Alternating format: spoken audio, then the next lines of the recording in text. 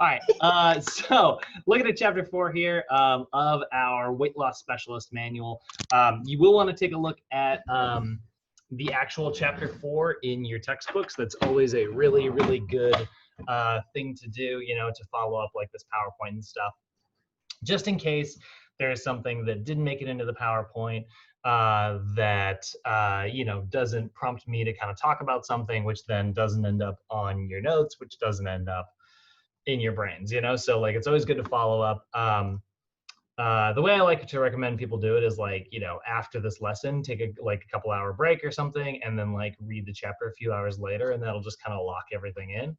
But what we're going to be kind of going over is we're going to understand the difference between like some of the psychological obstacles that face our clients when it comes to like the concepts of losing weight or gaining weight or whatever body composition changes their goals are.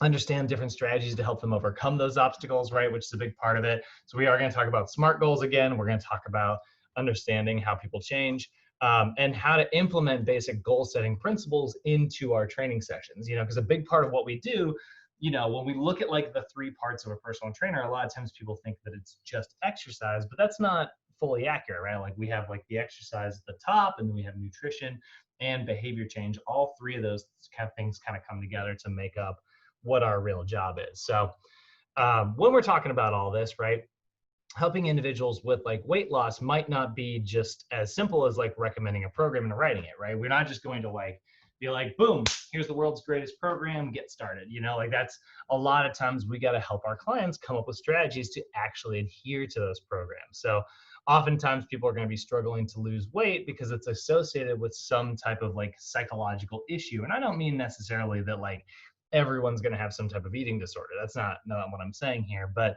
psychological issues, I mean, like I have tons of psychological issues when it comes to like getting my chores done, because I'm like, oh God, it's going to take forever to do that. You know, like we're pretty good as people at like forecasting and like seeing the future. You know, like that's one of the things that kind of sets humanity apart from like other animals, right? We're really good at like planning and looking forward and understanding like all the steps that are going to occur, which is a good thing and a bad thing. Like that's the thing that oftentimes gets in our way. Like sometimes one of the reasons people tend to procrastinate so much is because they're so good at like looking forward, but then they see all the obstacles along the way, and that seems really overwhelming. And so then they don't get started. And that's definitely something that like a trainer can assist their client. If you think about like the road to losing 20 pounds, it's a long, difficult road with obstacles in the way. But if we can come up with strategies to overcome those obstacles early on, that's definitely going to be a big, big, big part of what we do. So it's not meant to provide like treatment for any psychological issues. Obviously, that's not really what we're going for here. We are just simply trying to come up with strategies to help our clients adhere to an effective program. So being overweight or obese is strongly associated with different types of psychological stress. We do know that it often leads to a negative social stigma. So a lot of times obesity or even just weight and body image and weight in general are very much stigmatized. You know, it's not considered trendy it's not considered, you know, good to be overweight by a lot of people. And so like sometimes that can lead to very negative feelings of like self-esteem and self-worth. And it can lead to poor body image, which is all things that we need to be kind of aware of, right? So first one we're going to talk about is body image, right? So body image is going to be how individuals actually see their body, right? So it is how an individual perceives their body. And when we're looking at it, actually, I'm going to pull up, there's a really good chart in the reading, actually.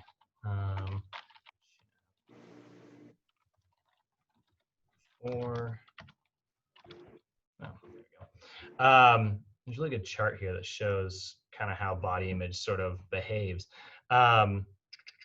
If I can find it. There we go. So we actually see like the different parts of like self-esteem, right? We have like global self-esteem. It's not body image, it's self-esteem.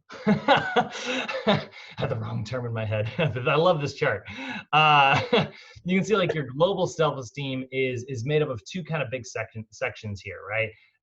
Self-esteem is going to be like your feelings of self-worth, right? Like the value that you feel that you have. And so like some of that is made up of your physical competence, right? Like how physically, like how much confidence you have in like being able to do certain things. Like, do you have high levels of physical efficacy? Do you feel that you are efficient and effective at doing things, right? So that's a big part of it. But then there's also like the mental side of it, which is like your physical acceptance of like what your body is, your behavior associated with that, and then your exercise self-efficacy. So like, do you feel that you can exercise and have control over achieving your goals, or do you feel like you are along for the ride? And so like these things all kind of feed into each other, right? Like if you have low physical acceptance, it's very difficult for you to want to get started in your exercise behavior. Or if you have like exercise behavior that's very erratic or very dysfunctional, that could possibly lead to like you feeling like you are just not good at exercise. And so all that's kind of this big part of self-esteem here. But I need to get body image up here real quick.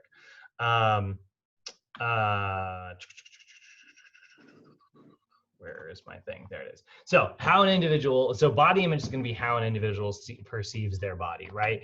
It's going to be like sensational, right? It's going to be like the sensations someone feels, or like their perception of how they fit into social norms. And their emotions, right? So it is the image that you have of your own body. And so like we do know that like there's some behaviors that are associated with poor body image, things like avoiding mirrors or avoiding physical activity. Not just because like not just avoiding physical activity because like physical activity is uncomfortable. Like, I think that everybody, and I love exercise, but there are definitely days where I wake up and I'm like, no, not today. I'm still sore from last time, everybody has like uncomfortable sensations of exercise, it is putting stress on your body. But there's a difference between like being uncomfortable in the sense of like, man, this is going to be hard. Like I'm going to have to work real hard to overcome this today.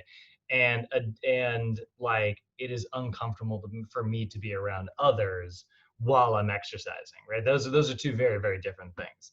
And then avoiding certain social situations and sometimes placing blame on others. A lot of times like negative body image can result in a lot of people like kind of deflecting where, what causes these things. I think a lot of times, one thing that we're not spending a ton of time talking about in this lesson, but we talk about it in our other exercise psychology class actually, is the idea of like a locus of control.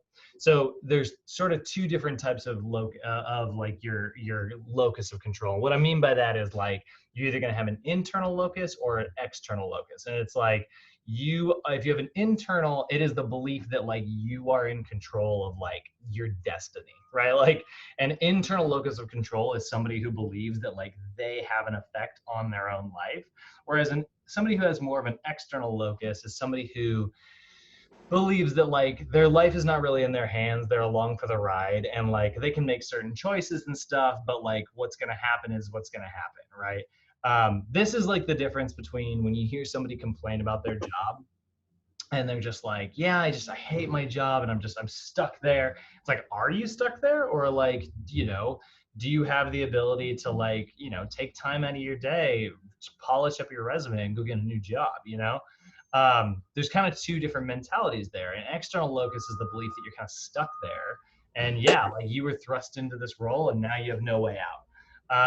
And so there's definitely, we know that people who tend to have more of that external style tend to have poorer body image and tend to struggle more. And we're not talking, actually, those aren't even coming up in this course, but that is something we will talk about in our other exercise psychology class, where we really go in depth into like how thinking works. So negative body image, right? We do know that it has a lot of different like very, very negative things that can manifest out of it. For instance, like body dysmorphic syndrome, right?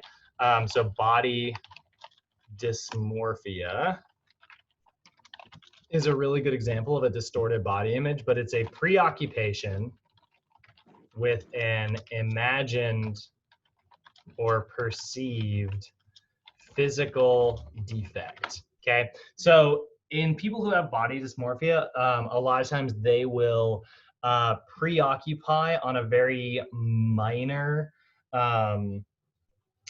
perceived flaw that they have. So like sometimes you'll see people who have like acne will suffer from like body dysmorphia. And so they'll have like a very minor like zit, but then they'll have this preoccupation with it. So then they're constantly doing things to cover it up. And then maybe it gets scratched or infected, and then it gets worse. And then that leads to more body image issues, which leads to them playing with it more.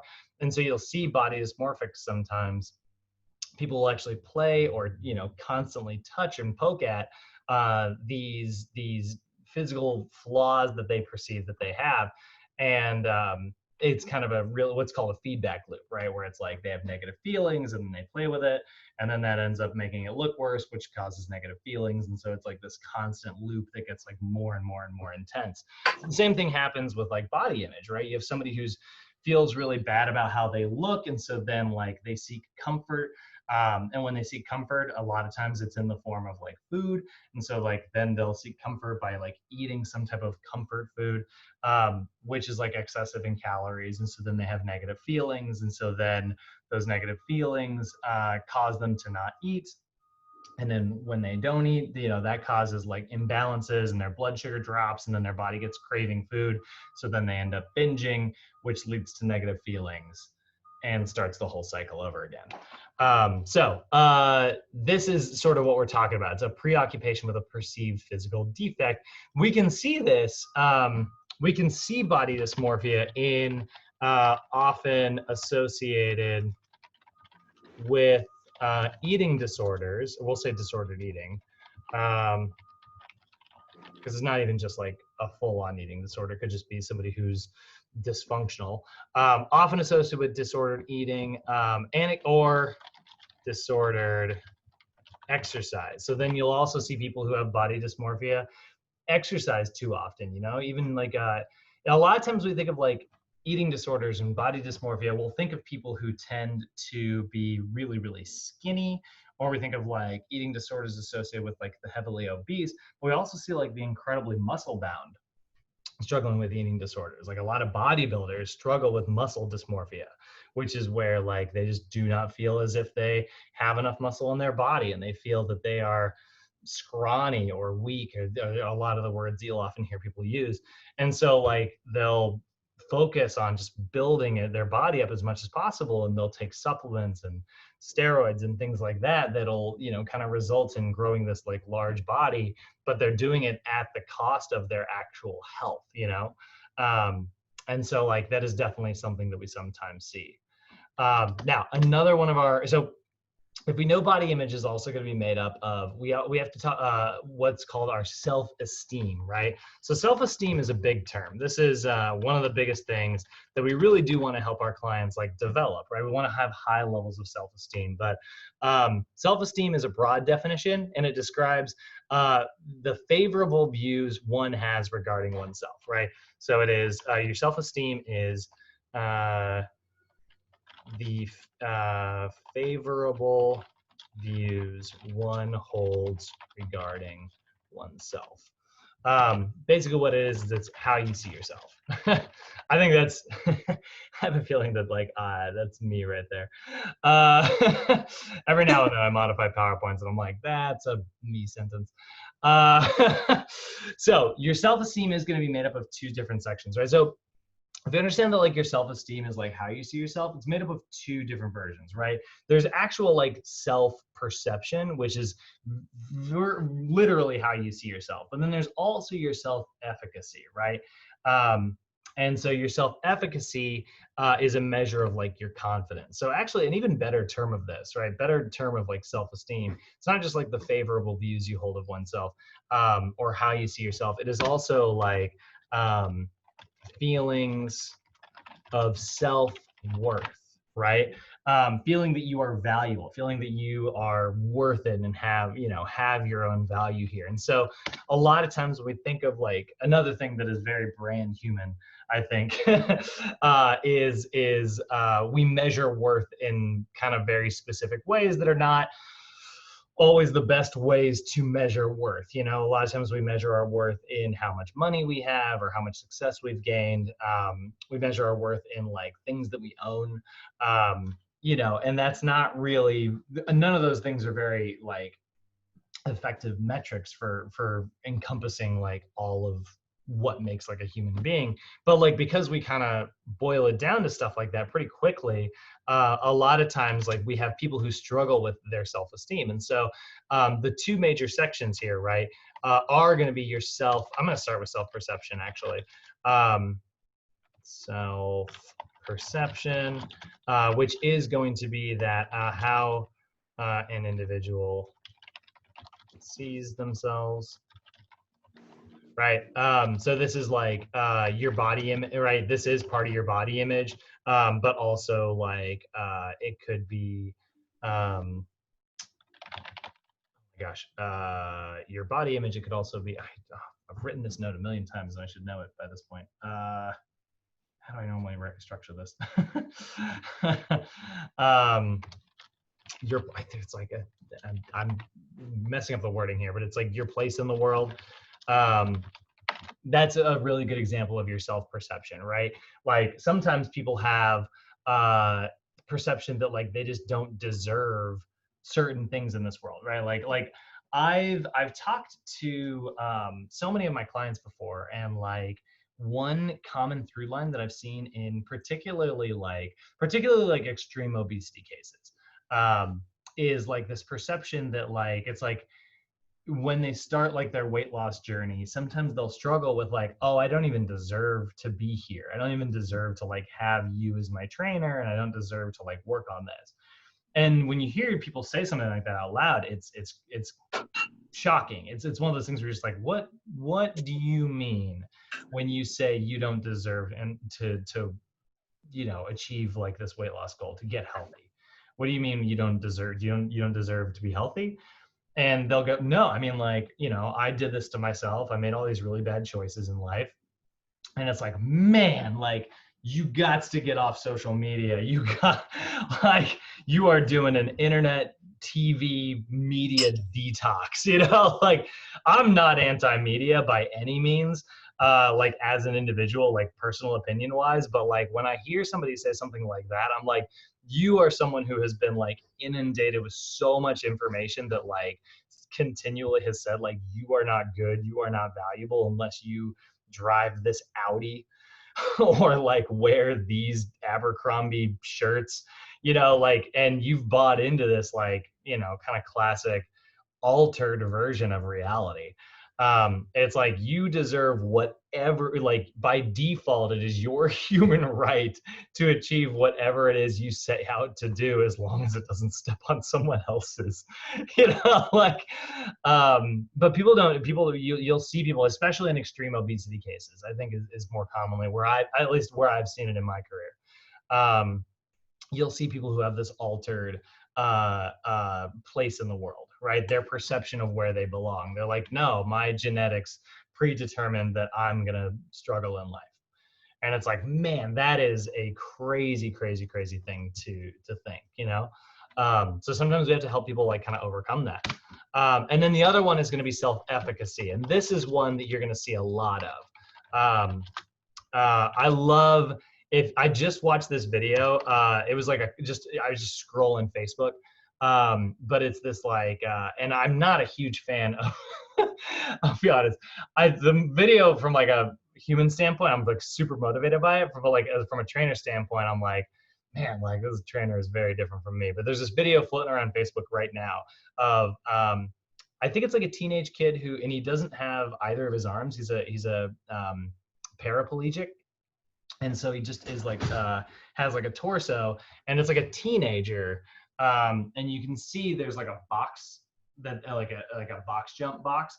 And so like they are trying to like get enough confidence to like jump up on it. And this trainer's like, come on. And they're like yelling at him. It's like, you can do this, and screaming and stuff. And eventually like they jump up on it. It's one of those videos where you're just like, oh, he did it. You know, like, oh, it's so motivating, right? But like you can see he goes through like 3 or 4 attempts where it's like this little, and you're gonna experience this so many times. And I'll bet you've done it yourself, because I know I've done it, where you go up to a box and you're just like, all right, 1, 2, 3, and then like you bail out at the last second. Okay, I'll shake it off. 1, 2, no, I can't, you know. That is a lack of self-efficacy, right? You see like this person gonna go through that, and then they kind of get their head around it, and eventually they do it. Your clients, by the way, box jumps, that's going to be a whole world of you doing that a lot with people. And they don't have like, what we're seeing there is a lack of self-efficacy, right? A lack of the belief that they are going to accomplish a certain task. And that's what efficacy is, right? It is your, like, do you feel like you are effective at doing something, right? So self-efficacy is is the measure of confidence. Is it very similar to competence? Oh yeah, I was just gonna say that, competence. Like, yeah. very, okay. And activity. So if you feel like you're really confident, like you can achieve something, that's somebody who has high levels of efficacy. And so both those things are going to kind of come together to form up like your self-esteem, your feelings of self-worth. Let's see here. Measure of confidence, right? The belief that they are effective, right? So when you see like these two things come together, like the belief that you can do something and the belief that like, you know, how you see yourself, that's what makes up your feelings of self-worth, right? Like that's what makes up, like, do you believe that you are valuable, right? So a lot of times when we see this, right, your experiences, that is going to make up a big part of like, hey, you know, have you successfully done something similar to this in the past? You know, or maybe it's like social persuasion, right? Like, you know, you have to do this thing. And like, if people believe in you and they have confidence in you, that can give you efficacy, right? And then obviously like there's just actual feedback from your body. But what that does is like having plenty of self-efficacy is what will directly impact your behavior and your performance, which is why whenever we're setting goals, and we're going to talk about this in a little bit, but you guys have heard me say this before in our nutrition class, it's always a good idea, a combination of short-term goals and long-term goals, right? I'm reading this book right now, by the way. Actually, I never get to do this. But I'm in my home, so I can show you the books I'm reading. This is a book that I've been trying to get through for a while. And speaking of like psychological hangups and stuff, it's funny. This is the sequel to one of my all-time favorite books, which is this one right here called The Power of Habit. This book, by the way, rocks. If you ever get a chance, it is fantastic. And it's full of really fun, interesting stories. And this one's written by the same guy. It is also full of fun, interesting stories, but it's a little denser, and I've been struggling to get through it. But I was reading it recently, and there's this really great chapter all about, it's all about like performance and stuff. And GE, the story is about how GE, General Electric, they implemented this new like corporate structure decades ago where they made everyone create SMART goals. And that's what we're talking about today. We're going to talk about SMART goals. And they made everybody implement them. And it was great. Like their production went through the roof. They hired all these like psychological experts to like help their teams, you know, do SMART goals effectively. And it made a huge impact. They became very successful and super productive.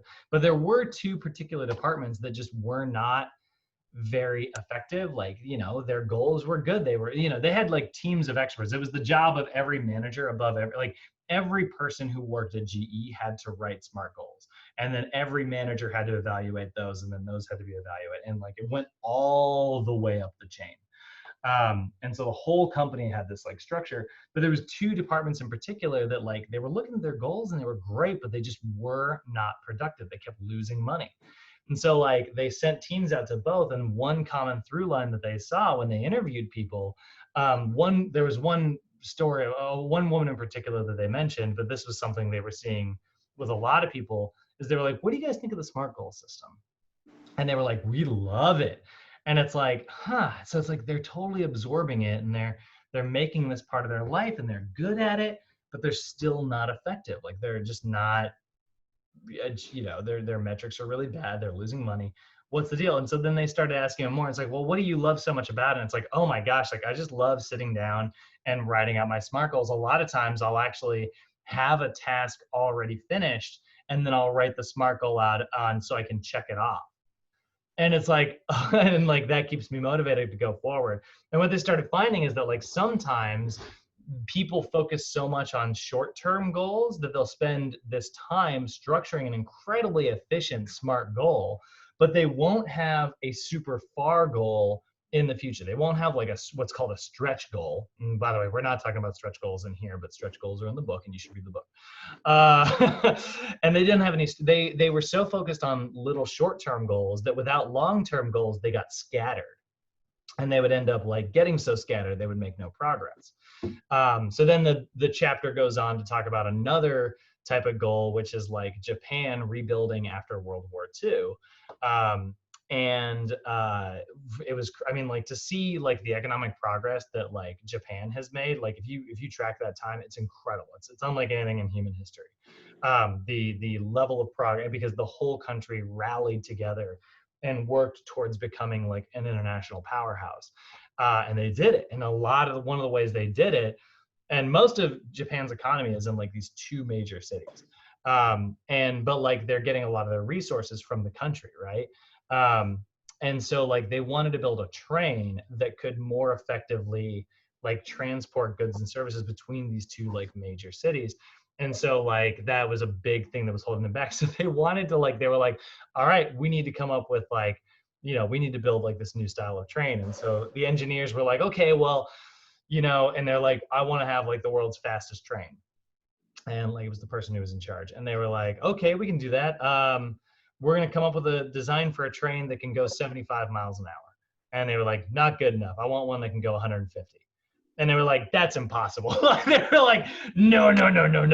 Like, we could maybe push it to 80, but like anything faster than that's going to go flying off the rails. And he was like, well, what if we, made it go only in a straight line? It's like, well, then you'd have to tunnel through all the mountains. And I was like, okay. And so they found a way to do it. And then they created the world's like first bullet train. And it was revolutionary. But it was this huge stretch goal. I mean, like this goal that just seemed impossible. Like there's no way. But what they have found is like when you implement like a combination of long-term and short-term goals, you have like these, really great effective short-term goals and these super huge stretch goals. Those have both been designed, like when you work those in combination, to result in like the most efficient, effective version of yourself that you can be. So anyway, I'm kind of sidetracking and I'm talking a lot about this book right now. But we are about to get into like long and short-term goals and how they're a combination. What you will often see, kind of getting back to our perception of ourselves, is people who have like low efficacy, right? A low amount of like belief that they are effective will often only focus on short-term goals. And get very, very, very scattered in their progress. And this explains a lot of like dieting behavior that we see in our industry, right? We see a lot of people who will lose 10 pounds and it'll give them a sense of accomplishment, but then they don't reevaluate their goals. They don't reset it and keep pushing forward for like a long term. Like they'll say that they have a long-term goal. I want to lose 100 pounds, right? But they'll only come up with a strategy for the first 10. And then they'll get very scattered, which leads to, when they get scattered, then they stop seeing progress, and that leads to negative feelings and negative emotions. And then they don't believe that they are effective. They have low self-efficacy. Does that kind of track everybody? Does that make sense? Yes. I'm getting this is a very like emotional PowerPoint for me because I've worked with so many people who have so many of these like fears of failures and stuff, and it's a big part of like what our job is. Oh God, here's More Steve PowerPoints. 4 exclamation points. Ugh. Okay. Sorry. Brad, that bullet train, was that the one from Tokyo to Osaka? Yes. Is that, Yeah, it is. Yeah, yeah. that's okay. It's like 6 hour on the bullet train or something, right? Totally. Or Yeah. You should hear the read the story about it. I think it's like the 4th or 6th chapter in here.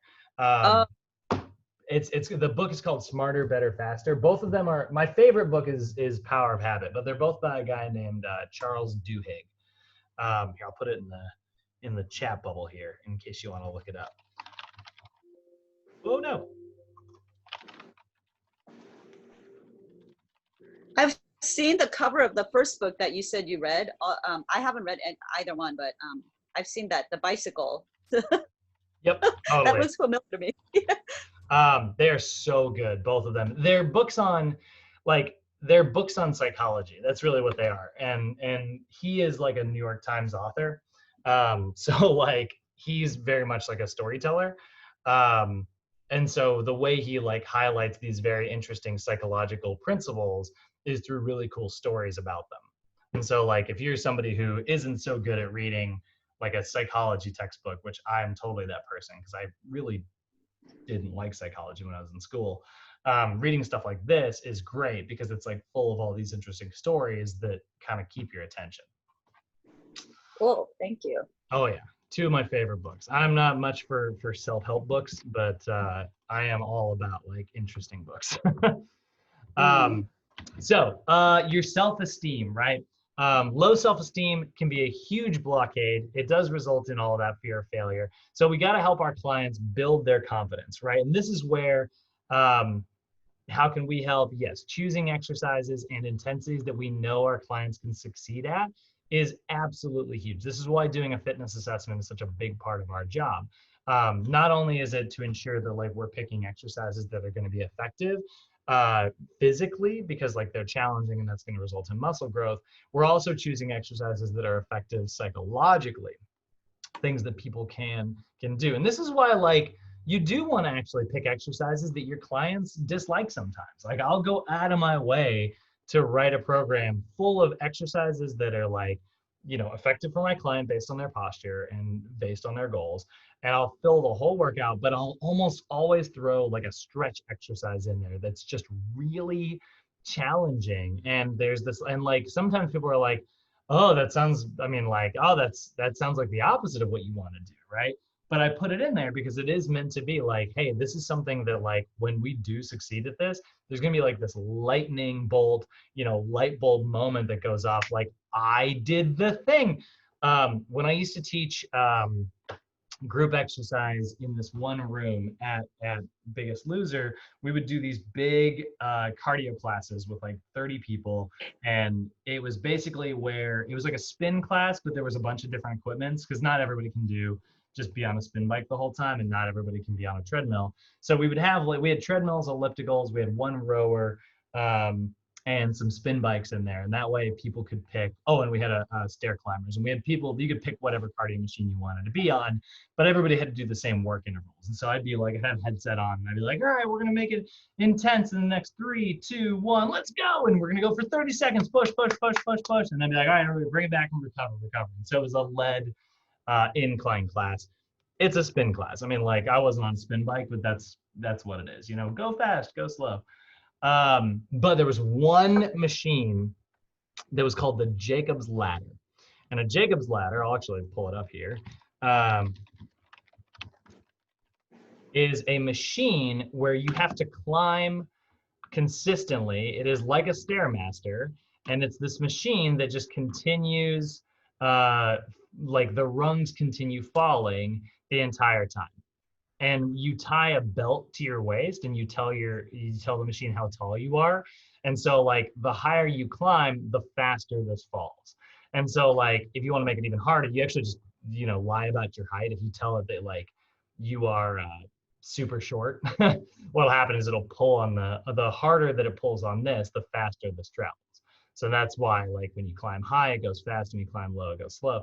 And so I would like spend the whole class you know, leading everybody through, and then during recovery periods, I'd be like, all right, I want to get one person on a Jacob's Ladder for this next one. And so like I'd pull a volunteer and people would be like, oh, fine, I'll do it. You know, they come over and they get on the Jacob's ladder and everybody would be sprinting and stuff, but then also everybody would be yelling like, go, go, you can do it. And you get people who would be so afraid of doing the Jacob's ladder, you know, because it's a really intense machine.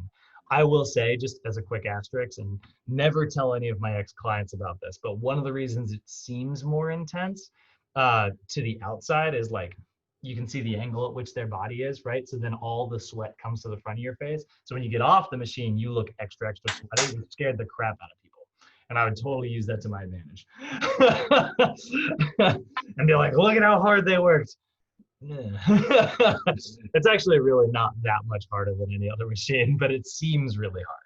And so it was a really scary thing. And we had this one woman, Susan, who she had had a stroke.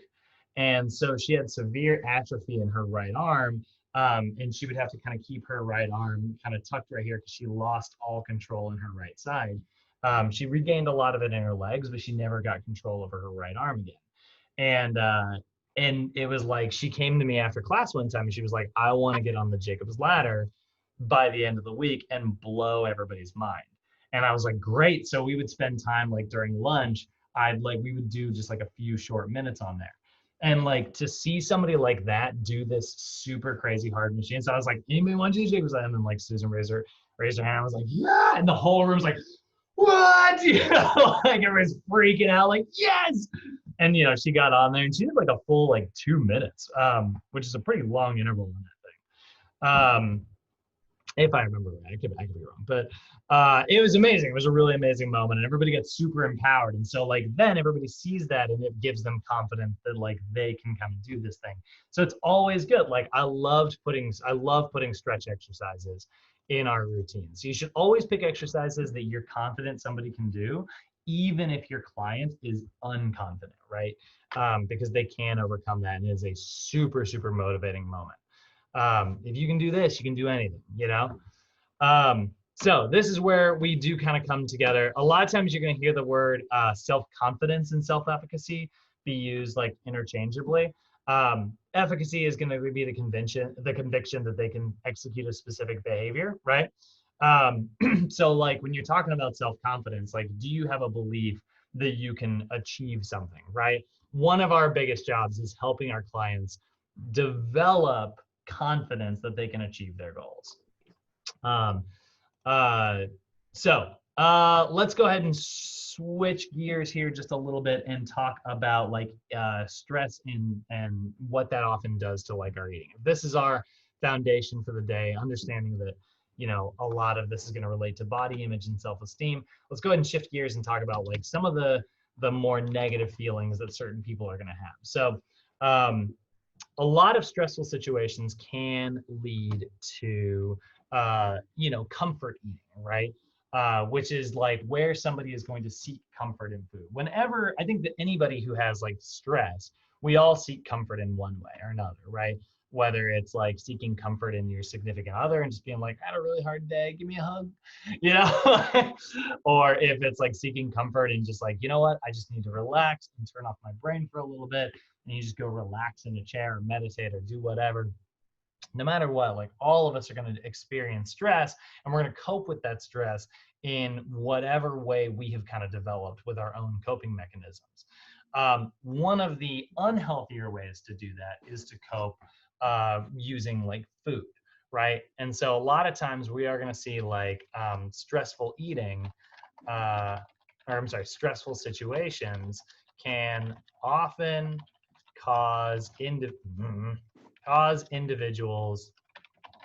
to seek comfort in food. And there's a reason for this, by the way. It's not just that they're seeking comfort in food because they are like absolutely in love with food. There are physiologic things at play here, right? So sometimes like due to like cortisol release, right? So cortisol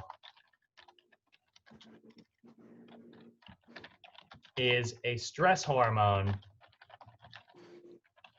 that is associated with overeating in particular. Cortisol is a hormone that is often causes like unwanted weight gain. It causes lack of sleep. Cortisol, like for the record, like, you know, our body makes this. It's a good thing that our body makes cortisol. Like, I'm not saying that cortisol is always evil. Like, it's definitely something we need to produce. Like, our body makes cortisol so that we respond to stress, you know? Like, if we didn't make cortisol, you wouldn't pay your bills because you would be like, well, if you don't pay your bills, you're gonna be homeless. And it's like, you know what? If it happens, it happens. And it's like, okay, you need more stress. Like, you are so laid back that you are disappearing into the ether. You know, like, we want stress. Stress is a good thing, right? Stress is what causes muscular growth. Stress is what causes us to like develop, you know. But the problem is prolonged, excessive stress, right, leads to an excess production of cortisol. So prolonged excessive stress leads to an overproduction of So cortisol. does your body know like when it's getting good stress or bad stress, or is it just one No, type it of has cortisol? no idea. Oh, Yeah, that's the thing about stress, right? Our body can't, you know, distinguish those two things. So if we do create stress, what we need to do is trigger anti-stress. We need to be able to trigger, you know, the opposite and say like, you know, hey, the stress is over. So then your body can go, okay, great. Well, now I'm going to get to job, you know, I'm going to get to work repairing all that damage that we created. It's like it's like when you know, who in here has ever just had like a really rough day, and then like I used to do I was just talking about this the other day. We were talking about like my first major high school girlfriend, and when she broke up with me, I was like devastated. And because I didn't have, you know, it was like the first like real major girlfriend, I didn't have like coping skills. And I was talking about how like I used to watch sad movies over and over and over again to like wallow in this sadness. But I would always feel really good after the movie was over because there was like the, you know, a great resolution. And also like I just, you know, it was emotionally devastating. Like I think it's one of the most emotionally manipulative movies ever made. But if you've ever seen The Notebook with Ryan Gosling and Rachel McAdams, there's this, it is the most emotionally manipulative movie because it's like it builds this love story and then it just does stuff on purpose to make you cry. Not saying it's a bad movie, but like that, like where you're just like, oh, and it just sits on your chest and you weep, you know, afterwards, all that stress, your body is like, all right, is it over? It's over. Make some freaking dopamine, make some serotonin, make all of this stuff to flush out those negative hormones. So yeah, your body can't distinguish between the types of stress, but it can have different levels of stress, and then afterwards you can do things to trigger positive hormones. So that you do the cool down workouts. yes, you do the cool down, you know? Okay. So we like experiencing stress. Stress is a very, very good thing. But the problem is that when we seek comfort in things that are not healthy, that ends up in the long run leading to more stress. It's the equivalent of somebody being like, hey, give me $20 now and I'll give you $19 back later. Huh? Huh? You know, it's like, what? No. Right? Like, yeah, you might get comfort from that pack of Girl Scout cookies, you know, but in the end, that's going to lead to more stress, you know? Or it's like a credit card. So, so we definitely, a lot of people will experience like comfort food, right? And that sometimes leads to disordered eating. Okay. So disordered eating is slightly different from like an actual eating disorder. But when we're talking about like disordered eating, right? This is behaviors associated with binging, purging, purging, severe food restriction, diet pills, fasting, etc. Now, all of these are examples of disordered eating. Now, if we typically, and I restriction. We typically actually classify an eating disorder once your BMI falls below like a certain level, which I don't know, it's not a very great version of like classifying things, again, because like BMI, I think that you could definitely have disordered eating far before you end up like in a dangerous BMI category. And this is one of the reasons why like we do not diagnose like eating disorders. We do not diagnose disordered eating. It's not part of our role, right? This is going to be based on what's called the DSM-4, which is, I can't remember what the DSM stands for, but that's basically the manual for psychologists. This is like where it's like a dictionary for psychologists where they keep all their different terms and all their different like classifications. So if you see like a DSM or it's Diagnostic and Statistical Manual of Mental Disorders. And so it's basically a big book, and it has like, checklists in them where it's like, okay, do you boom, boom, boom, boom, boom. If you have 7 of these 15 things, that would be considered blah, blah, blah. We don't have access to that book. I mean, we could always buy one, but again, that's not our role, right? It's outside of our scope of practice. So we do not classify eating disorders. So I want everybody to be aware of that right now. However, in this industry, you are going to run into clients who have seen their medical professional and they have been diagnosed with these eating disorders. And so because of that, we want to be aware of how to work with these individuals. So some of the most common ones are going to be anorexia nervosa, more commonly just referred to as anorexia. And what this is it's an intense fear of body fat that actually, you know what? I'm going to change this. A distorted body image that results in an intense fear of body fat. Okay. And like the way I had that sentence. Anorexic clients are clients who have a BMI at less than 18.5, or they have a refusal to maintain a body weight at 85% of that, which is expected for their age. So for those of you who have been through like our youth program design class, you'll remember that like BMI is not flat numbers the way it is with adults. Like adults, it's like you want to be between here and here. But with youths, it fluctuates based on like statistical averages, depending on your age.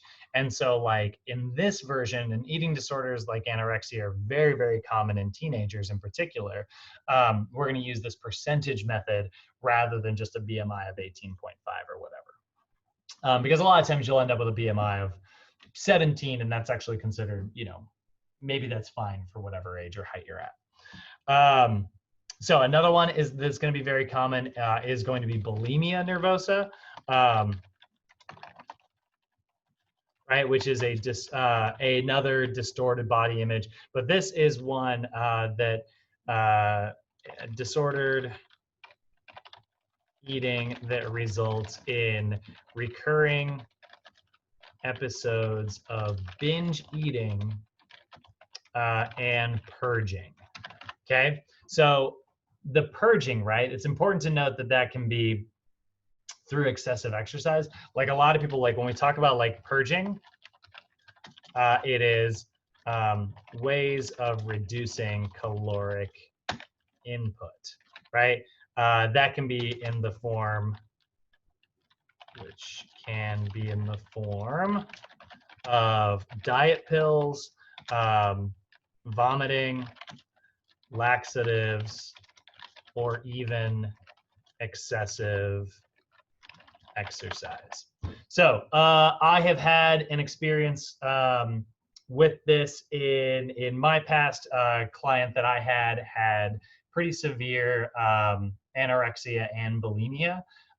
They were a guest at the resort that I was working at, and they would go on all the exercise classes, and then during lunch they would skip lunch, or they would only have like a little bit, and then like during the rest of the lunch period, which was meant to be like a break time so the body would kind of cool down, they would go in places that would, and continue exercising, like, hitting a spin bike for an extra hour or so. And so this person was basically exercising, 12 hours a day, like an incredibly, incredibly long time. And so like they were put on watch, and we were like, look, like we can't, like in good conscience, work with you anymore. Like we can't necessarily like kick you out of the facility, and any other normal guest we would have been able to, but the reasons for this one were as very special circumstances. So we weren't able to ask them to leave. But like we cannot give you any like more attention. And so like basically the protocol for this person, which sucked, but we were kind of stuck between a rock and a hard place, was that we just had to like ignore this person. Anytime they would ask for like, advice on things, it was always like the same message. And it was just like, hey, like our advice is that you stop exercising so often. We can't, but unfortunately we were not allowed to kick this person out of the gym. It was a very weird personal situation where like, and it almost led to like some of us trainers, like not striking, but like definitely like mutinying, because it was very much against like, what our role is. Like our role is to like make people healthier. It's not like I don't even consider my role to be like somebody who helps someone lose weight. My job is to like get somebody healthy, if weight loss is part of that, cool, but in this case, it was like any more weight that was going to be lost was going to result, in this person winning a contest. And so that was their main goal. And sure enough, and you know what? They did. They won, and that's great for them. But it was definitely something that led to a lot of like conflict. And so you'll see this in your clients sometimes, and it's hard to deal with and it's frustrating. But this is where situations like this, honestly, the right move is to walk away. Get them to seek like medical help. And so like, anyway, I'm kind of getting sidetracked. If you have a client with a severe eating disorder and they refuse to like address it, your job is to definitely foster and help them as best you can, like seek professional help. But like, if they are asking you for like which diet pills you recommend and things like that, that is dangerous territory that you definitely want to avoid. So a lot of times, like I even have a go-to phrase, like when I have clients, that like when people ask me like what my favorite supplement is, I think I use this as a crutch. I'll be honest, I probably use this a little bit as a crutch. It's not that I don't believe in the supplement industry. There are plenty of supplements that do work. But one thing that if I have a client that I know suffers from certain eating disorders and stuff, and they have a history of eating disorders and they've told me about it, when they ask me like what supplementation like I firmly believe in, I say the same thing every time, and that is 8 hours of sleep. And that's true. And I'm not saying that just to be funny. I think that's actually true. Most people like don't get enough sleep as it is. And it's like, honestly, you want to see like really good results. Give your body as much rest as it actually needs. Try doing that for a change, Now, if they already get it, then, the conversation has to switch. But how many people do you know actually get 8 hours every day? Me. Yeah? Irene, Yeah. you good at it? You're I better sleep. sleeper than me. Yeah, I sleep pretty well. Really? I struggle. It's just so tempting to stay up and keep doing stuff. There's so much time for activities. So that is something that is something that happens in our industry. We're gonna see it. So we have physiologic problems that come with all this, right? So physiologic symptoms or problems associated with disordered eating. Obviously, in things like anorexia, if you're not getting enough food, that results to like poor nutrition, right? It can be dehydration, electrolyte disturbances. So like you're not getting enough sodium and potassium in your diet, which means that like you can experience muscle cramping, anemia, hypoglycemia. So you will see people like pass out because they are not getting enough like energy, and so their blood sugar literally gets so low that their body cannot like maintain consciousness. Anemia, where their body has a hard time getting enough iron in their diet, and so they end up losing the ability to like produce blood cells the way you're supposed to. Decreased muscle and fat mass. We know that fat is necessary for like our hormonal production. So I'm going to add a couple in here. So hormonal disturbances. And sometimes we'll even see a condition in female clients called amenorrhea. Nope. How do you spell it? Which is actually a loss of like the menstrual cycle, which is incredibly dangerous. I mean, don't get me wrong, there's versions of it that are, you know, with like a doctor's like monitoring can be totally fine. But a lot of times, like, this is an incredibly dangerous disorder that results in, you know, loss of bone tissue because of hormonal disturbances. Your body will stop like using calcium to build up bone tissue. And so like there's a lot of physiologic disorders here. So, all right, so if that's the case, right, what are our strategies for sort of coming up if we know that like this is sort of the dark side of the world of weight loss, right? And we know that this is associated with like these poor levels of body image and low levels of self-esteem and altered self-perception and low levels of self-efficacy. If we know all of this can happen when it comes to like a weight loss journey, how do we avoid all that? How do we help somebody like say, you know, how do we come to a place where it's like, look, it is good. Like if all this is associated with like excessive levels of losing weight, right? How do we come to a place where it's like, how do we lose weight in a healthy way? How do we create like healthy weight loss goals, right? So that's what we're going to kind of like pivot into for the last half of this. By the way, while I'm at it, does anybody have any questions or comments based on like some of this stuff? I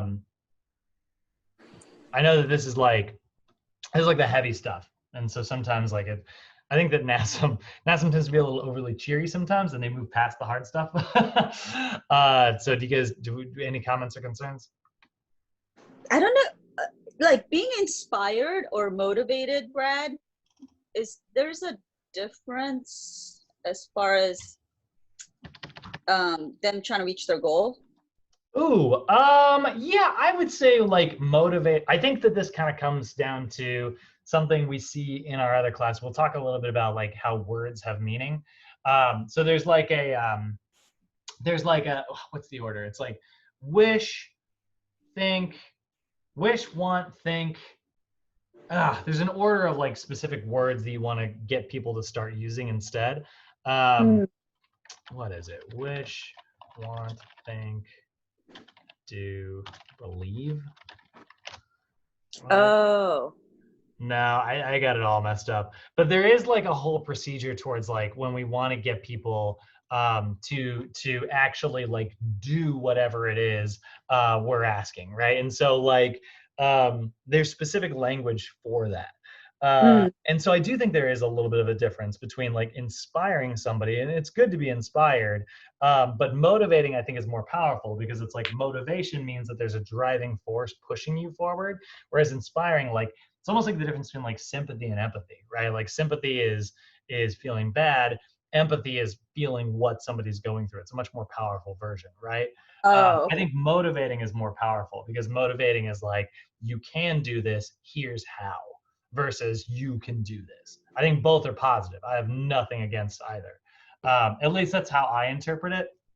And this is very much like there's a opinion central right now. But if you ask me, yeah, that's how I kind of feel about it.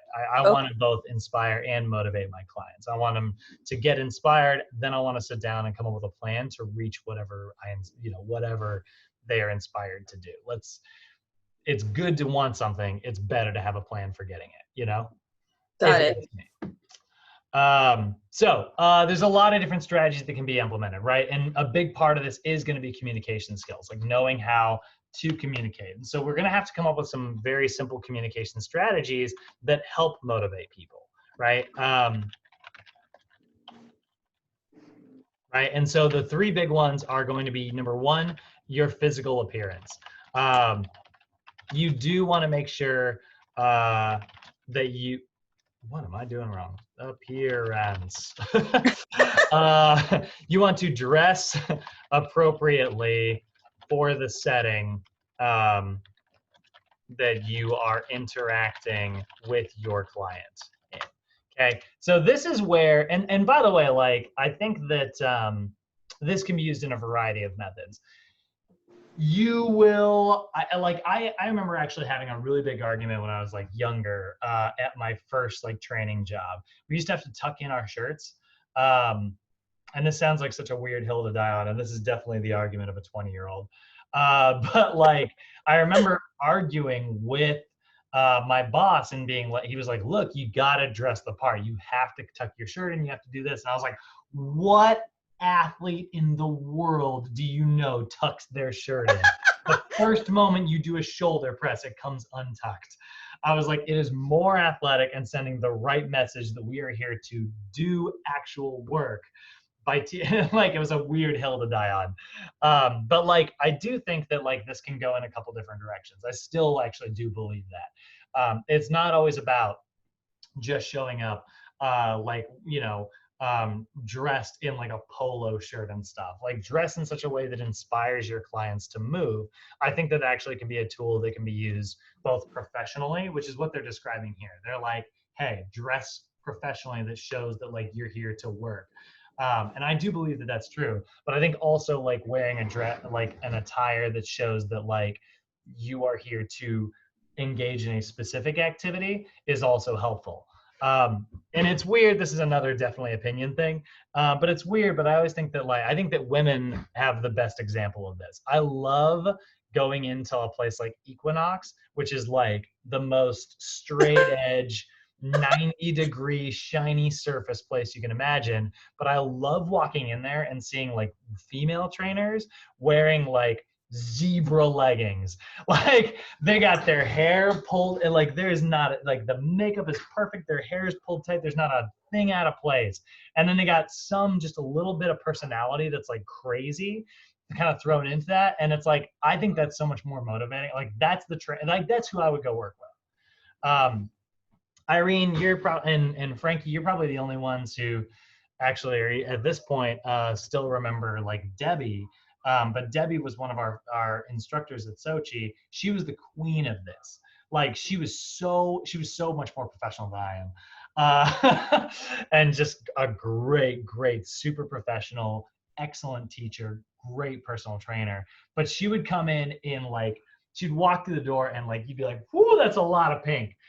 Like, yeah. And she would just be like, super like motivated and like excited and just look, it was awesome. And I was like, that's so great to match like this super like wonderful, motivating personality with flair and fun. And I think that's part of this. I think that's a communication strategy you want to have depending on your personality, you know? Yeah, for sure. And I love that. I think that's something cool about our industry in particular. So I just want to, that's something I wanted to address that's not associated in this chapter. They're going to tell you dress professionally. And I think that is always going to remain true, but professionally in our industry gets a little bit of like fun stuff thrown in. Posture, this is going to be a big one. So your posture says a lot to your client. So how health and fitness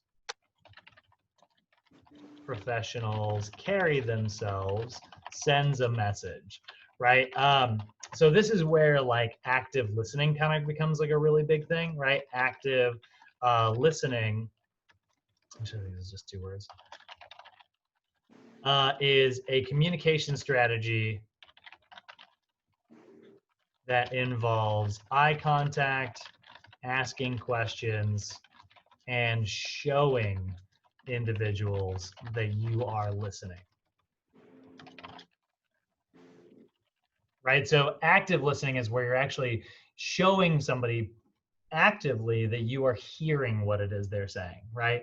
My mom used to always yell at me and she'd be like, you're not listening. I'd be like, I'm listening. And I'd repeat back what she said. And she's like, you're listening, but you're not hearing. And I'd be like, ugh. I have no argument against that. Because she was right. But like, you know, active listening is actually engaging, right? It is hearing what somebody is saying. And so like your posture indicates that if you're like doing this while your client's like talking to you and you're not or you're on your phone, right? And you're just like slouching during your session, you're leaning against a machine while they're doing like active work, it sends a signal that you don't care, right? And so like if we are trying to motivate somebody, we want to send the message that we are engaged and we are in this journey with them. And then touching is an interesting tool. Touching. Should not, fitness professionals should not forget that a handshake, high five, or pat on the back can be quite encouraging. Now, obviously, like touching comes with a grain of salt. We do not want to, you do want to remain, as professional as possible, like while you're doing this. But like, good God, I love high fives. Not only because like they are just fun, but they are an excellent tool in your tool belt. You should be giving high fives as often as possible. I used to jokingly say that like trainers make ATP by high fives. It's how it's like you power me. Man, speaking of the Jacob's ladder actually, and how sweaty people would get because of the angle, I got to tell you, this is so gross. But I used to love giving people like, just the biggest high five after they get off that machine. And inevitably, like, this is so nasty, but inevitably what would happen is like the shock of a double high five would always, I would get like a face of sweat, like just flung all over me every time. And I was like, that is just a part of the job. But this person just did something they didn't think they could do before, so it was worth it, and I would always, after these classes, like go wash my face. But like that is, there's something to be said. Like it is so motivating, and it's cheesy. It's so cheesy, but in like the best way. You get that client, it's like, nice job up top, and they're like, oh, come on, all right. Like, and then you'll see it, and they're like, ugh, you're so cheesy, and they'll like come over, and then you'll do it, and then you'll watch them light up. And it's like, yeah, I'm cheesy, but you just got something out of that. Like, you can call me cheesy all you want, but at the end of the day, it's effective. So we love a little bit of like touching, and as long as it's like in a professional sense, right? I love to use like the thumb on the upper back. That's one of my best ways to like get my clients to like, you start to see somebody like slumping forward. That little bit of contact right there is a great reminder to get somebody to alter their posture. Oh, we lost it for a second. We've also got engagement and good listening skills. Right, so oh shoot, hold on one second. Yeah, could you? No, my iPad's dying. So yeah. I'm trying to, not the mute button. oh, sorry. No, you're good. Yeah, Okay. There you go. Got it. Okay, I'm loading. No problem at all. Oh shoot, how do I do this? I'm gonna shut this off. Sorry. Yeah. Okay, so talking to your clients about their likes and dislikes and daily challenges is absolutely huge. Learning how to communicate with clients' likes or dislikes and challenges that they are facing is a big part of the job. Right? Your clients are going to tell you so much, guys. Anybody in here had like their own trainer? Like, have you worked with like a trainer? Like Maggie, you do like the boxing thing. Frankie, I know you coach people now. But like, it's amazing what people will tell you. Like, people will open up. Have you guys experienced that?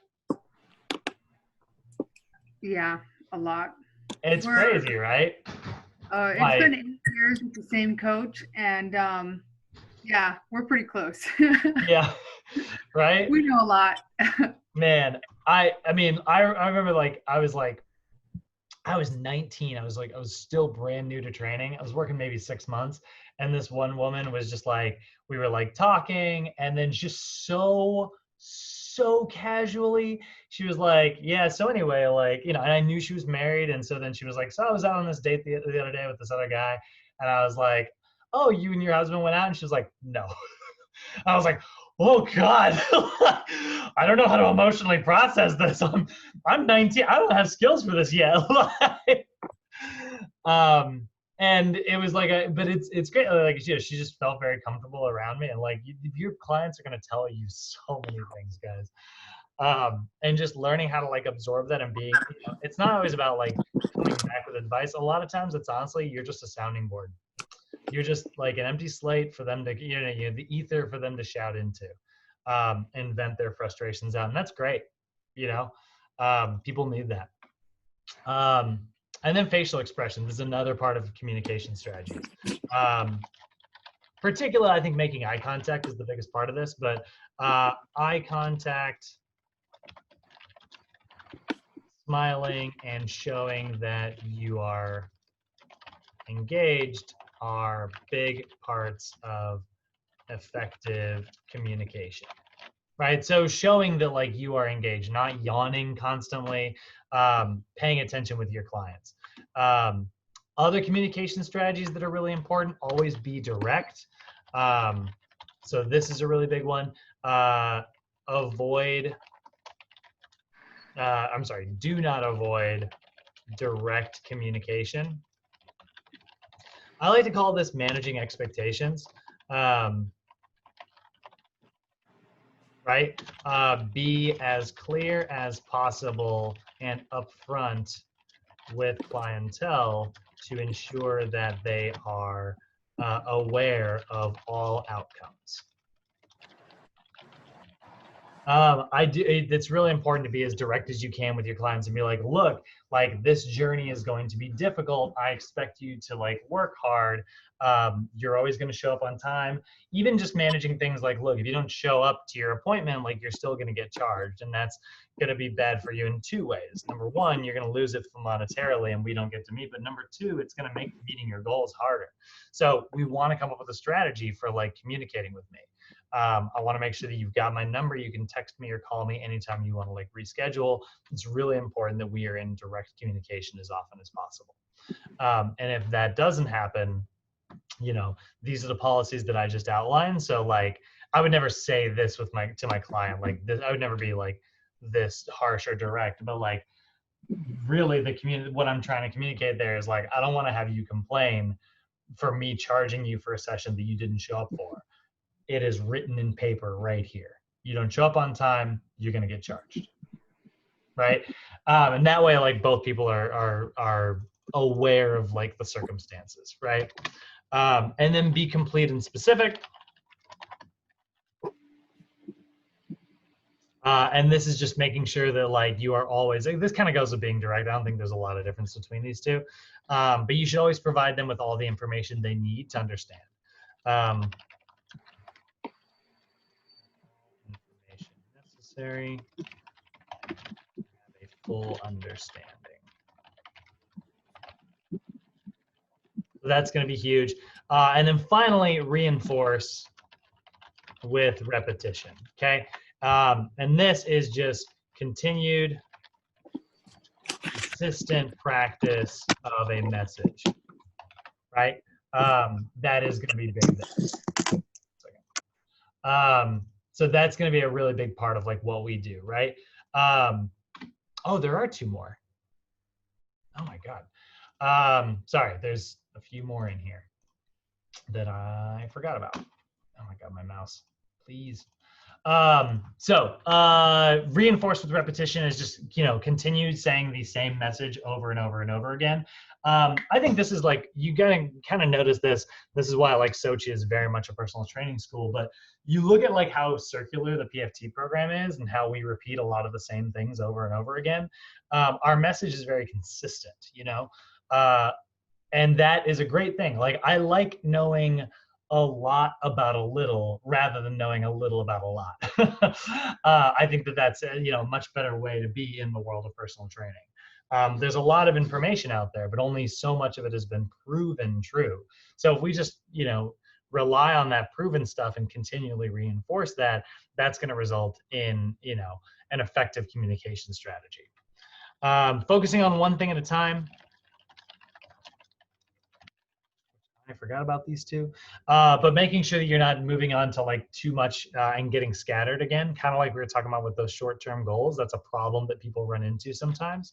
But ensuring that the focus is not getting scattered by moving from one thing to another too quickly. So I do this all the time. People constantly, when they get motivated to like start a new session, they're like, what's my diet? What's my sleep schedule? What's my this? What's my that? Do to do. And I'm just like, look, I want you doing your homework and I'm going to write you a program and I want you to do it. But like for now, this first couple of weeks, I just want you to show up to your appointment on time. Come in, do a little bit of homework. I want you to start on these exercises here. I want you to develop this core strength. I want you to do this. And they're like, shouldn't there be more? Like, how often should I do that? And it's like, there is more and there's going to be way more. But right now we're in this like very crucial time of like establishing change. I don't want you to get overwhelmed by having to change your diet, sleep schedule, exercise schedule. You know, you're going to change your work schedule for this, you know? If you get to a point where that all becomes overwhelming, it's easy to give up.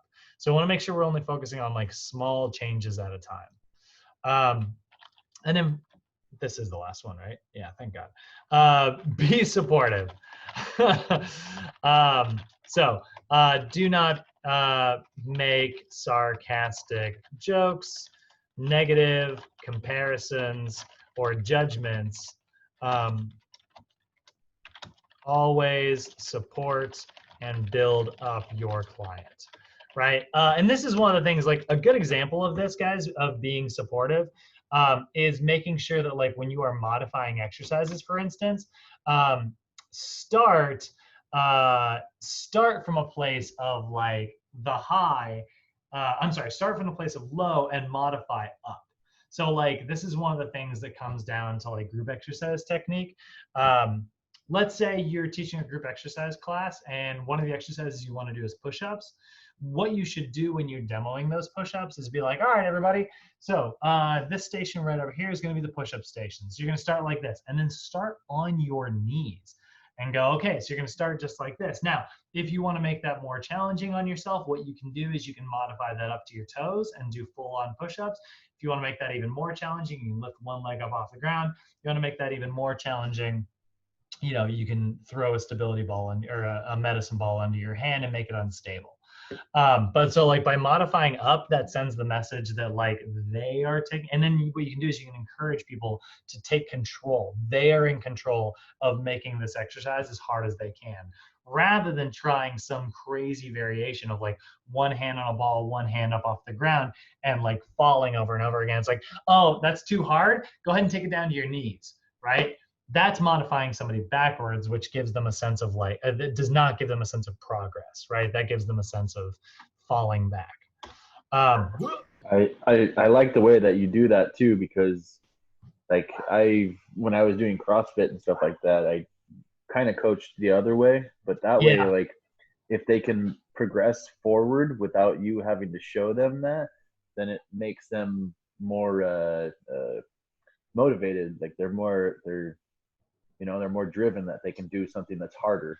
Yeah, absolutely. That's huge.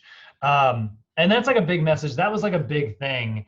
That was like one of the rules that I had to learn working at like Biggest Loser. It was like, we had to learn, you know, this progression, this direction. And like, it was a unique take. Cause like, we do tend to think of things like from our own perspective, right? Like by default, you know, you're somebody who exercises all the time. And so you're kind of used to like, you know, making modifications to make stuff easier rather than go the other direction. So I think with like, that's one, that's a perspective shift for sure. So we should always be prepared to like motivate our clients when they arrive, because a lot of times like they're not going to have that self-motivation, right? So how do we build motivation? This is actually, it's fine. This is such a small section, but in my opinion, it's one of the most important. But like how to build, or let's see here, we'll call it building motivation, right? So we got kind of four kind of key things here, right? We're going to see people are motivated by situations and personal traits. And so what we mean by that is like people are going to be motivated by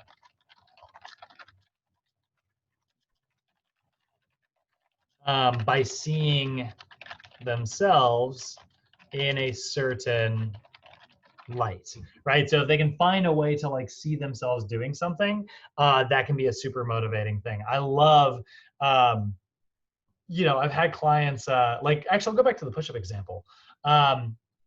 Sometimes the leap from modified knee push-ups to a regular push-up can be a bit of a big jump. So that can be hard sometimes. So one of my favorite ways to like build motivation in my client is to have my clients do negative push-ups. I'm gonna go ahead and show you what I mean by that. So a lot of times what I'll do is I'll have them go, it's like, all right, what I want you to do is I want you to do a full push-up on the way down for your negative portion, and then do a modified push-up for the concentric portion. So like I'll have them go here, and I want you to go nice and slow, control your chest all the way to the floor, take your feet up and do a knee push-up to here, then back into a full and up like that. And like what that does is it teaches your body to get used to the eccentric portion of the lift, and then you get better and better and better at it, right? That's one of my favorite like push-up modifications that is really, really, really effective. It also is great. Like I love when people come afterwards and they're like, that was so motivating. I didn't know I could like be able to do that. I just had to do like that section. It's like, great. Now you're going to teach your brain that you can do it, and then you're going to be able to do it. So that's a really good one.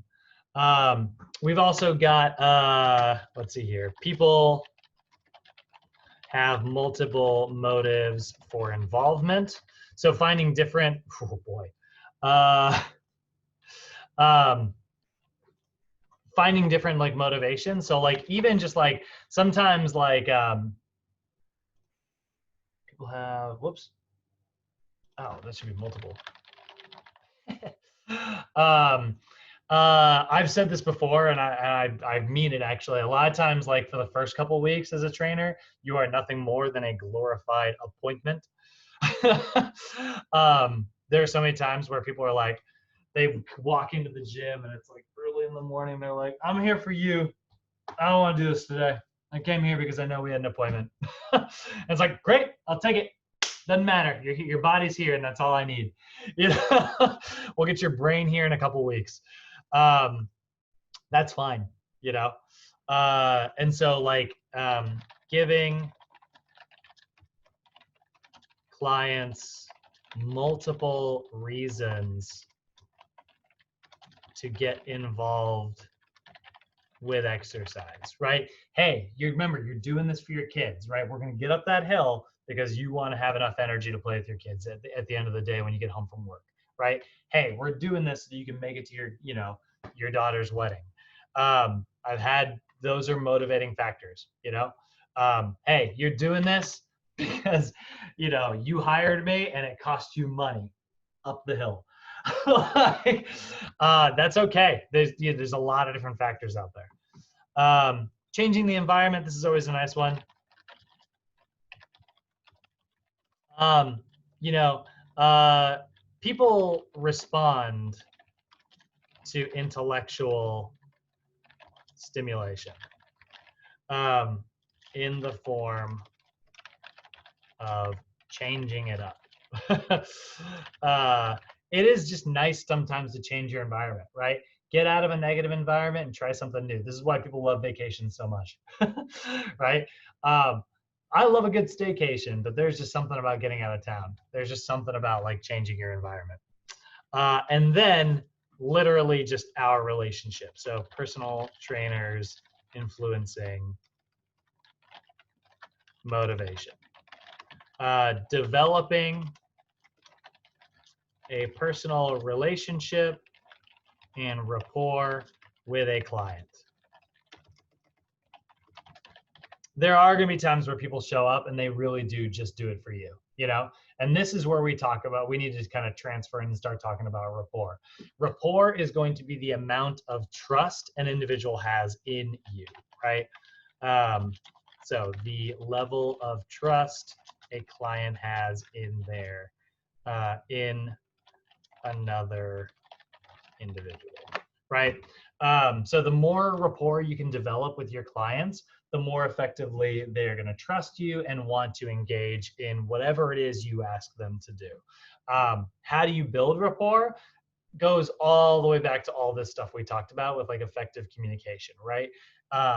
Posture that indicates that you are there for a reason. You are excited to work with your client. Eye contact, asking questions, active listening. All of those things are ways to build rapport, right? And then providing support. We suddenly have now become a personal relationship in this person's life, and we can provide social support, right? Which are like, all of the different types of support that you have in your life. So like, calling your parents, calling your friends, calling your family, all those are examples of social support, even just your coworkers, or your trainer.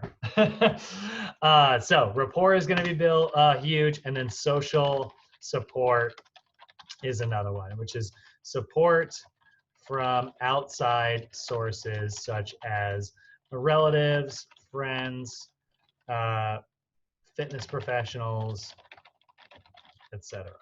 Right?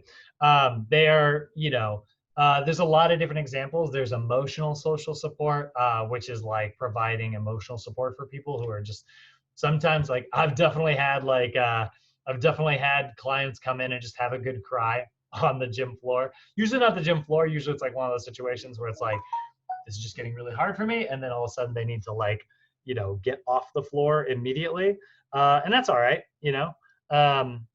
Usually there's a couple private places on like the gym floor that you can just kind of go to and let people have like a moment to kind of get it all out.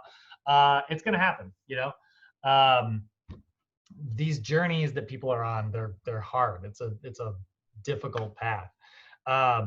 And so like helping them do that at the same time, on the other side of things, the people in your life that are accepting no excuses, that is also a part of social support, right? It sounds like on the harder side of things, but it's also a big part of things. I always like when my clients, let's say, this is talking about like something that we are going to talk a whole bunch about in the next mod, but there's a part of being an effective coach, which is called the unconditional positive regard. And it's the belief that your client will succeed. You have to have that. You have to unconditionally believe your client will meet their goals if you want to be a good coach. Let's say like you don't believe your client is going to reach their goals. That's it. Your coaching motivation is going to go down. It's going to be imperceptible, but you are no longer going to be effective. So let's say you're coaching somebody to stop eating fast food, and it's like that's your overall goal. If your client goes and eats fast food 499 days in a row, unconditional positive regard is basically the belief that on that 500th day, they're not going to go. I know statistically it seems impossible. It's like all signs point to the fact that like they are not making these changes we told them to make, right? All signs point to like they are going to fail again tomorrow. But the moment you believe that as a coach is where you start to like lose a lot of your power. And so like if you want to be a good coach, you have to have the firm belief that they are not going to do it tomorrow. But here's the thing, just because you have that belief doesn't mean that it's okay that they, fell off this wagon, right? You just have to believe that they are going to get back on and succeed in the end. So that's where like, accepting no excuses comes in. I've had plenty of times where my clients come in, they're like, I was bad this weekend. I did this, this, this, and this. What they're looking for is like support, and for me to go, it's okay. And what they're going to get instead is they're going to get support, and they're going to hear me say, that's not okay. Now we have to like change our plan. And so we're going to have to kind of overcome like this thing that, being bad this weekend, right? We're going to have to come, the journey to your goal just got a little bit harder. Doesn't mean we're not going to get there. I firmly believe we're going to get there. You have my support, but we need to understand that like, we don't want to make, these are not targeted behaviors. So we got a lot of different social support, guys. You can get it from fitness professionals, spouse, family members, neighbors, close friends, coworkers, social contacts. A lot of these, right? I'm just going to put a couple of these up here. Fitness professionals, This is the one we have control over. But we can encourage our client to seek, support from their spouse, family members, neighbors, good Lord, coworkers, etc. We can help them develop strategies for this. Again, we don't necessarily it's not like we're gonna reach out to their neighbor and be like, hey, do you live next to Sandra? We're not gonna do that. But part of coaching our clients sometimes can be like, hey, you've got support from me, but this weekend I want you to think about a couple other people and tell them your goals. Tell them what it is you're working on and see if you can get them on board and help you. It's always nice to share your goals with others. It helps you stay motivated. That's part of why they hired you in the first place. They were looking for somebody to share in this journey with. Well, share with more. This is why group exercise has been shown to be so effective. Group exercise is so non-specific, and it breaks all the rules of what we think of with a great specific designed program, yet it is always effective. So how can it be not as good as regular personal training, yet sometimes just as effective as personal training? Because of all the stuff that doesn't have to do with the training aspect. It's all the social support. It's all of the social aspects of engaging with others, staying motivated, and showing up consistently. People, it's like those spin classes. People never miss their spin classes. People cancel on training sessions all the time. So social support is huge. All right, at the very end here, we get to my favorite part, which is goal setting. This is arguably, in my opinion, the most important part because this is actually a playbook on how to help your clients meet goals. And so goal setting is going to be an important aspect that helps focus attention, an important aspect of behavior change that helps focus attention on a specific desire or outcome. So we love goal setting, or at least I do. I think it's one of the most effective tools that you have in your tool belt. And this is where we get to SMART goals, which is an effective goal setting tool that helps individuals structure their goals. And we'll just leave it at that, right? That's really what it is here, right? So when we're talking about SMART goals, this is just a goal setting tool. Does every goal need to be SMART? Not necessarily, but goals that are specifically designed in the SMART system have been shown to be more effective. So when I say a SMART goal, what I mean is we want goals that are specific, measurable, attainable, realistic, and timely or time-oriented? Time-oriented. I like timely, but whatever. Right? So when I say your goal should be specific, what I mean is a specific goal is a goal that has a much higher chance of being accomplished because it is not general, right? It identifies specifically what one wants to accomplish. Okay, right? So it is I want to lose weight, which is non-specific,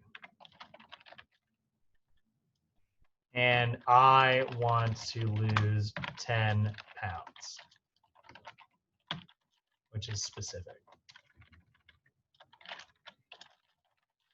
I want to lose 10 pounds of fat, right? That is a specific goal versus a non-specific goal. I'm not saying this is a bad goal. I'm just saying this leaves very little wiggle room, and I know exactly what it is that you want, right?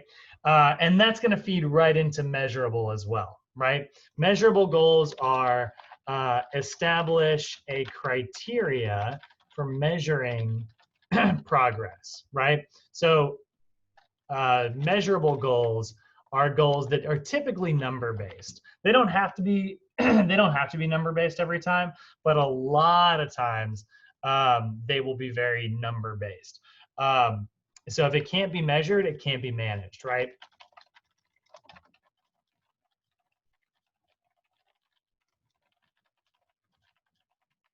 That's what kind of sucks about non-measurable goals.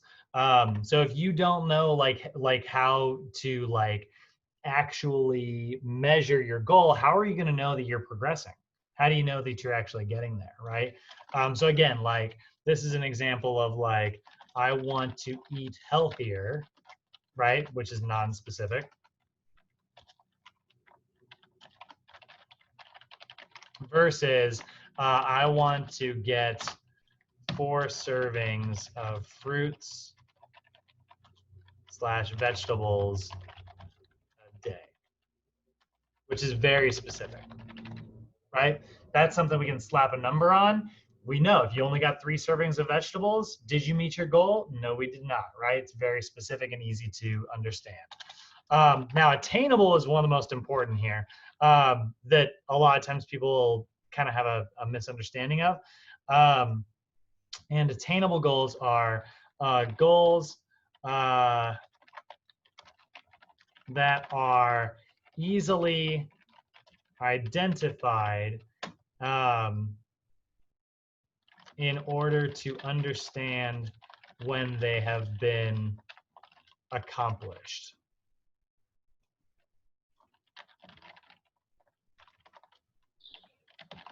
Right? So an attainable goal is a goal that like you should know when you've reached your goal, right? This is like, I'm going to use like a money example here because it's such a clean example. But like it should be very easy to understand when the goal has been attained, right? So let's say it's like a goal of like, I want to be rich, right? Which is like very non-specific, right? Versus I want to be a millionaire.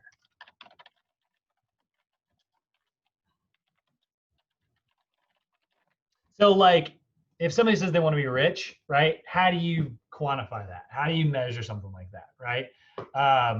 That's not a very attainable goal. But how, like I want to be a millionaire, right? How do you know when you've attained it? When you have $1 million. You know what? Just because it's totally unrelated to health, I'm actually going to change that. Let's say I want to be healthy, right? Versus I want to get my cholesterol within normal ranges, right? They're identified. We know specifically what it is. If your blood pressure is 145/95, right?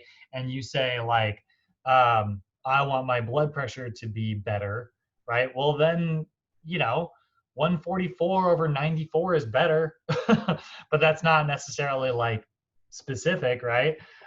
So instead, let's get it down to a specific goal, right? Oh shoot, I've been writing specific this whole time. God dang it. I wrote specific. This is meant to be measurable. They're meant to correspond with each other thing. Versus measurable. Good Lord, look at that. That's so funny. I don't need those E's. Attainable.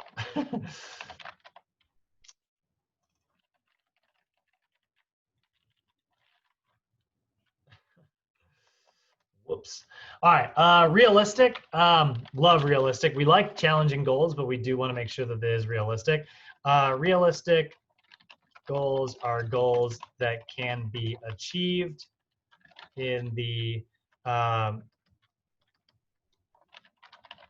with the time and resources available. Remember earlier I talked about how stretch goals are really important to have, right? Those goals that seem impossible, they need to seem impossible but still be achievable, right? That is still a part of like realistic goals. Do not confuse realistic with easy, the goals that are challenging but can be accomplished, right? So this would be like, I want to lose 10 pounds by Friday, right? Not realistic. Versus, I want to lose 10 pounds in the next 4 to 6 weeks. Right, that could very much be realistic. And then lastly, timely goals. Goals that have a specific time frame. Okay, if a timeline is not set, the commitment is often too vague, right? So this would be like an example of like, I want to gain 15 pounds of muscle, right? That's great, and I love that goal, but is non-time oriented, right? Versus like, I want to gain 15 pounds of muscle by the end of the year, right? Which is very time oriented. So there's definitely a difference there, right? So let's look at like a really good SMART goal, right? So examples of good SMART goals.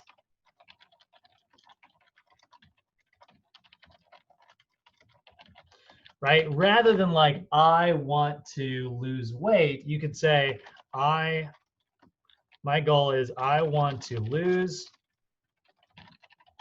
15 pounds by November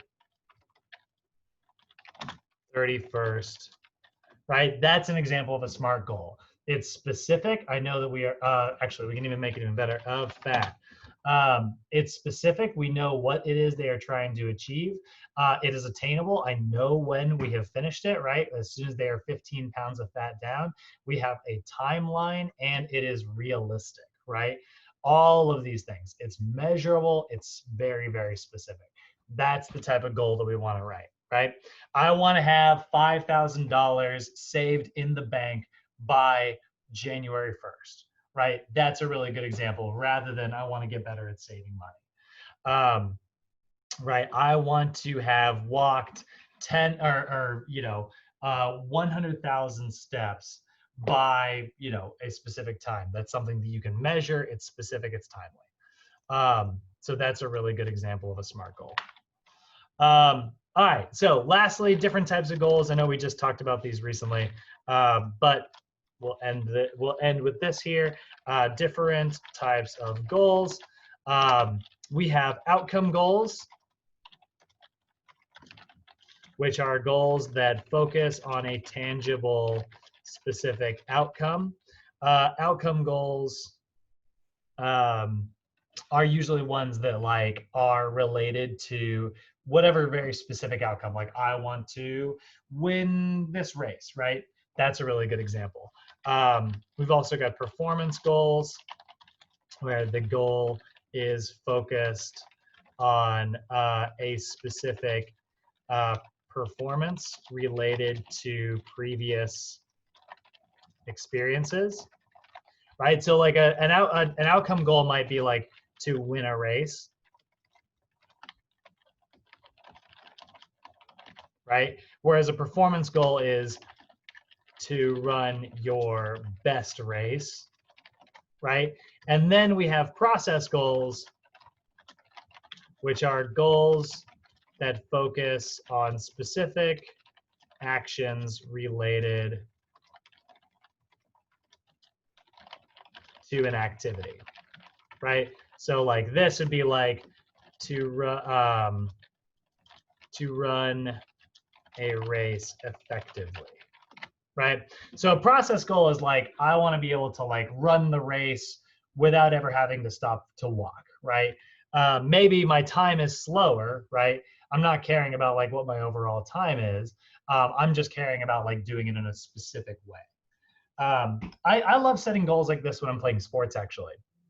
Like I'll have like process goals. Like, a lot of times like when I'm playing like ultimate, like if I'm in a tournament or something like that, I'm only focused on outcome goals. Like at that tournament, I want to win, But if I'm like playing like a pickup game, sometimes I'll have like performance goals where it's like, you know what, I'm going to see if I can score this many points today because I've never scored that many points in the day before.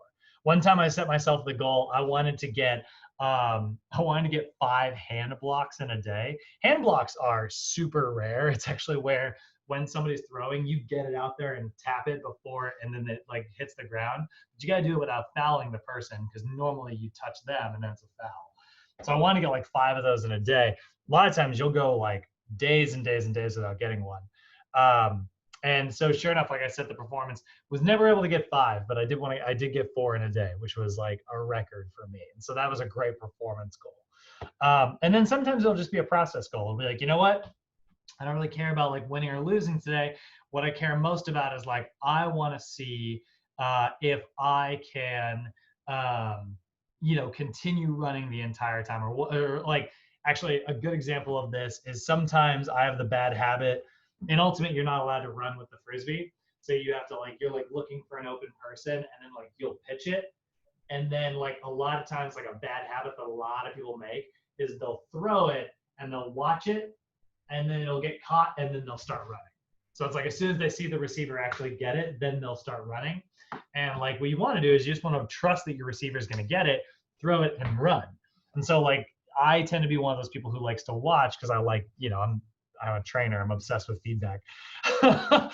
And so like a lot of times I'll watch to see if it goes where it's going.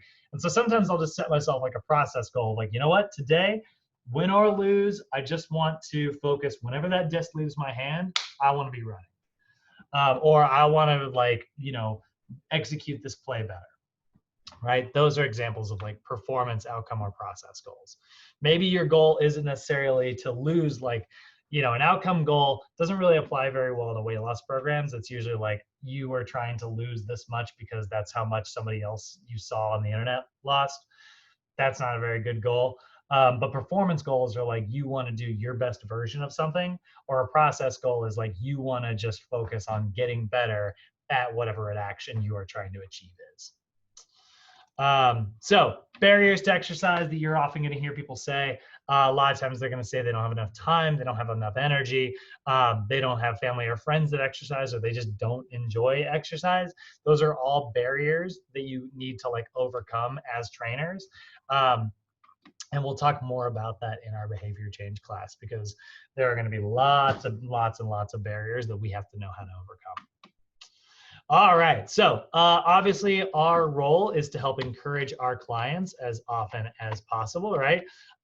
We want to be able to demonstrate good communication skills, goal setting, and strategies for overcoming these things, right? So helping our clients develop SMART goals and using those SMART goals to develop a strategy to actually achieve something, that is a really, really, really big part of what we do. And we do not want to ever counsel our clients or diagnose anything. Those are not our roles, but our job is to understand these things externally so that we can help our clients achieve them, right? Do you guys have any questions today? Make sure Irene, I think we got you muted at some point. If you want to unmute, there we go. But yeah, do you guys have any questions? No, not so far. This is a good one. This is a watered down version of our 8-day class in the next module. Our next module will have our behavior change class, and we're going to go over by the way, some of these strategies are not going to work. I know that sounds terrible, but some of these strategies are just not the right tools for your client. Some people are just not goal setters. Some people are visualizers, So the next class is well, how do we address that type of person? We've got a bunch of different tools at our disposal. We've got a ton of different tools. Not all of them are going to work. I personally function really well with goals. I hate visualization. I'm just not a very good I don't have like, what do we call it, a sense memory. I just don't have a very good sense memory. So I'm never very good at like sitting down and like visualizing, which is why like I don't do great with like vision boards and things like that. But you'll never hear me say that that's not like effective. Vision boards are a super effective tool, you know? Yeah. And I think like, you know, time and time again, they've been proven to work. But it's not a tool that's like very effective for me. So I have like other methods at being effective, you know? That's what we're gonna, so this really only has like, it gives you the base understanding, gives you a little bit of goal setting stuff, and then how to build like social networking. But like our next class, if you are wondering like, well, what if those tools don't work? We'll get you next month. Yeah. Yeah, All right, I guys. like the different techniques of like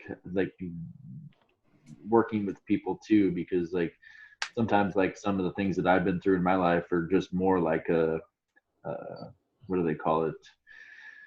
Where you're tough love. Yeah. And then you're just like you get so tired of it and you're like, you know what? Like I don't need that anymore. Like I don't need somebody yelling at me all the time. Like it doesn't get me anywhere anymore. Right. Back in the day, it used to, but yeah, you have to learn how to like communicate with people in the right, correct way when you're trying to coach them. Yeah, absolutely.